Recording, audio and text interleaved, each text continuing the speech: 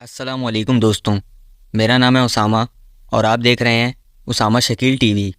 वाक़या मेराज, इस कायनात का वो अजीम वाक़या जिसमें वक्त एक लम्हे के लिए रुक गया था, लेकिन हकीकत में उस एक लम्हे में कितना वक्त गुजरा था ये मालूम करना इंसान के बस की बात नहीं है। जदीद टेक्नोलॉजी के बावजूद भी इंसान रोशनी की रफ्तार 1,86,000 मील यानी 3 लाख किलोमीटर पर सेकंड के मुताबिक सफ़र नहीं कर सकता, क्योंकि रोशनी की रफ्तार को हासिल करने में कई रुकावटें हैं। इस नज़रिए का सबसे अहम नुक्ता ये है कि अगर कोई शख्स रोशनी की रफ्तार से सफ़र करने में कामयाब हो जाए तो उसके लिए वक्त बिल्कुल रुक जाएगा। अगरचे स्पीड ऑफ लाइट से सफ़र करना इंसान के बस में नहीं है, लेकिन अल्लाह पाक जो पूरी कायनात का खालिक है, वो अगर अपनी कुदरत ख़ास से किसी को सफ़र करवा दे तो उस शख्स पर भी वक्त रुक जाएगा। बुर्राक, हम सभी लोग ये जानते हैं कि बुर्राक एक ऐसी सवारी थी जो नबी पाक सल्लल्लाहु अलैहि वसल्लम को सफ़र मराज के लिए अता की गई थी। बुर्राक पर सवार होकर नबी पाक सल्लल्लाहु अलैहि वसल्लम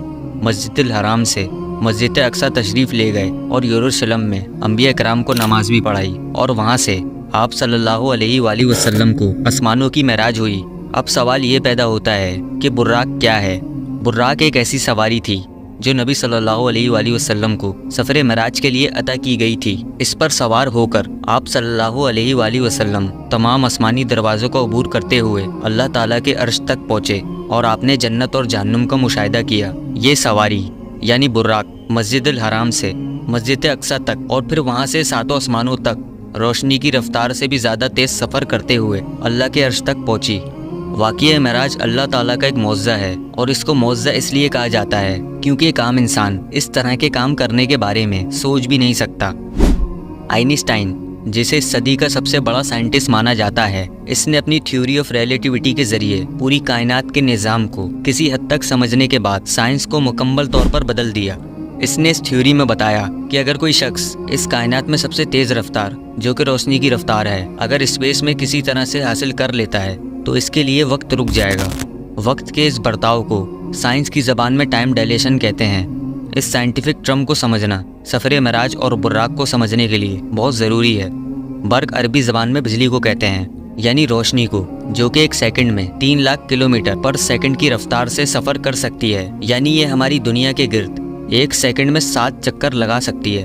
और बुर्राक का मतलब बर्क की जमा यानी लाइट की जमा, जिसका मतलब ये है कि इसकी रफ्तार रोशनी की रफ्तार से भी कई गुना ज़्यादा है। लिहाजा जब आप सल्लल्लाहु अलैहि वसल्लम इसी स्पीड से सफ़र मराज करने के बाद तशरीफ़ लाए तो वक्त बिल्कुल नहीं गुजरा था, हत्ता कि आपका बिस्तर भी गर्म था और कुंडी भी लगी हुई थी। इस दौरान रात का सिर्फ कुछ पहर ही गुजरा था, लेकिन आप सल्लल्लाहु अलैहि वसल्लम ने कई साल का सफ़र चंद लम्हों में तय कर लिया, जिसे आज 21वीं सदी की साइंस टाइम डायलेशन की सूरत में तस्लीम करती है। लेकिन आप सल्लल्लाहु अलैहि वसल्लम की इस सवारी से मुताल्लिक लोगों के दरमियान बहुत से तोम परस्ताना ख्याल और बिद्दताना अकायद जन्म ले चुके हैं, जिनकी वजाहत करना बहुत ज़रूरी है, क्योंकि बुर्राक के मुताल्लिक हमें 4 हदीसों में वाज़े तौर पर इस बारे में वजाहत से बताया गया है। इसके अलावा जो कुछ भी तसव्वुरात इनके बारे में मौजूद हैं वो सब के सब मन गढ़ंत और बेबुनियाद हैं। ये हदीस मुबारका की सबसे ऑथेंटिक किताबें हैं जिन पर तमाम आलिम दीन इत्तिफाक करते हैं।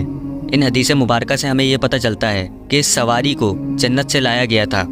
इसका साइज़ घोड़े से थोड़ा छोटा और गधे से थोड़ा बड़ा था। इसके कदम इतने बड़े थे कि जहाँ तक इसकी नज़र जाती थी, यानी इतनी रफ्तार जिसका अंदाज़ा करना भी मुश्किल है।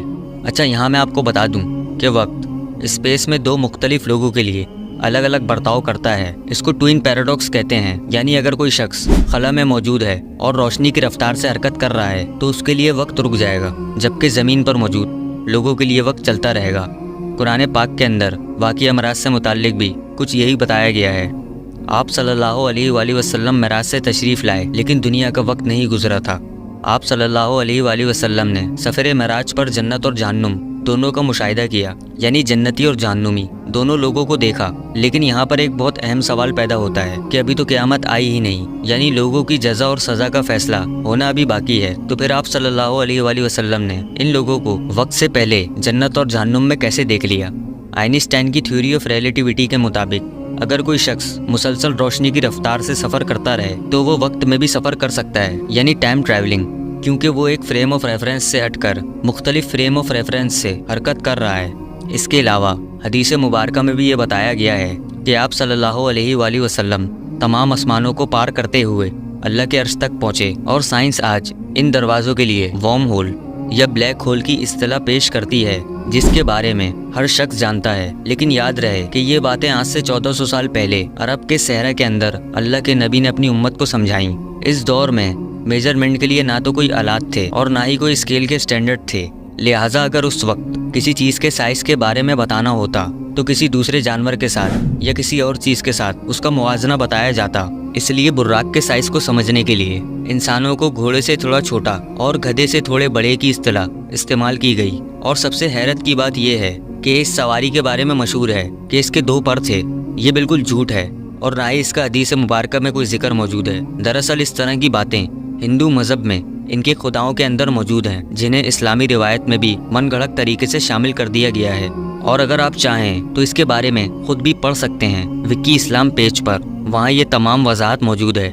واقعہ معراج کو آج سے تقریباً 1400 سال پہلے سننے کے بعد بڑے بڑے مسلمانوں کے ایمان ڈگمگا گئے تھے، اور وہ یہ سوچ رہے تھے کہ مکہ سے یروشلم تک کا سفر جو کئی مہینوں کا سفر ہے، اور پھر 7 آسمانوں کی سیر کرنے کے بعد رات کے ایک پہر میں زمین پر واپس آ جانا ان کی سوچ کے لیے ناممکن بات تھی۔ لیکن یہ اللہ کا معجزہ تھا اور لوگوں کے لیے نشانی تھی، جسے اس نے نبی صلی اللہ علیہ وآلہ وسلم کے ذریعے لوگوں تک پہنچایا تاکہ نشانیاں دیکھنے کے بعد ان کے ایمان مضبوط ہو جائیں۔ اس دور کے اندر لوگ theory of relativity, black hole, time travelling اور ٹائم ڈیلیشن جیسے کانسیپٹ کے بارے میں کچھ بھی نہیں جانتے تھے، لیکن آج یہ تمام کی تمام چیزیں ایک سائنٹیفک ریسرچ کی صورت میں ہماری آنکھوں کے سامنے موجود ہیں، جنہیں دیکھنے کے بعد ہمارا ایمان یقیناً مضبوط ہو جانا چاہیے۔ جیسے کہ کئی غیر مسلم اس پر ریسرچ کرنے کے بعد اسلام قبول کر چکے ہیں، لیکن آج بھی انسان خلائی تحقیق میں اتنا آگے نہیں بڑھا کہ ہر سوال کا جواب سائنسی بنیاد پر دے سکے۔ مثال کے طور پر تھیوری آف ریلیٹیوٹی کے مطابق اگر کوئی شخص روشنی کی رفتار سے سفر کرتا ہے تو اس کا جسم ماس لیس ہو جاتا ہے اور اسے انفینٹ انرجی کی ضرورت ہوتی ہے، جو بظاہر انسانوں کے لیے ناممکن ہے، لیکن اللہ تعالیٰ کی ذات کے لیے نہیں، اور وہ ہر چیز پر قادر ہے۔ بے شک اللہ تعالیٰ لوگوں پر اپنی نشانی ظاہر کرتا ہے تاکہ لوگوں کو اپنے بنانے والے خالق کی موجودگی پر ایمان اور کامل بھروسہ ہو جائے۔ مجھے امید ہے کہ آپ کو یہ ویڈیو پسند آئی ہوگی اور کچھ نیا جاننے کو ملا ہوگا۔ اگر ویڈیو پسند آئی تو اس ویڈیو کو لائک کریں اور چینل کو سبسکرائب کریں۔ میں ملوں گا آپ سے اسی طرح کی کسی نیکسٹ ویڈیو میں، تب تک کے لیے اللہ حافظ۔